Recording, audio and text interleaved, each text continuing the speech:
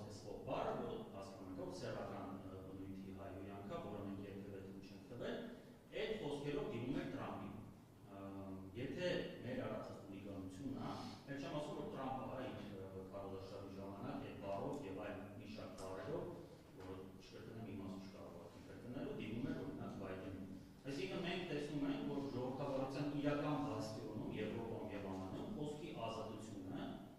պահվում է, իսկ ստեղ դրա ֆեյք տարբերակով փորձում է ներկայացնել, որ այս գործընթացը խոսքի ժողովրդավարության մասին է կամ հարցում է խոսքի ազատությանը։ Ես կարծում եմ, ես լսելով ևս կգամ, թե այդ նորմալն է չլսեցինք, սա բացետ քաղաքական հետապնդումը, որը կապ չունի արտարադատության կամ իրավունքի առասարակ ինքվածքը դա։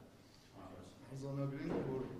առաջադրված մեղադրանքը չեք ընդունում։ Իհարկե։ Դիրքորոշումը հայտնեք, որ Միանշանակ, Դե հավ։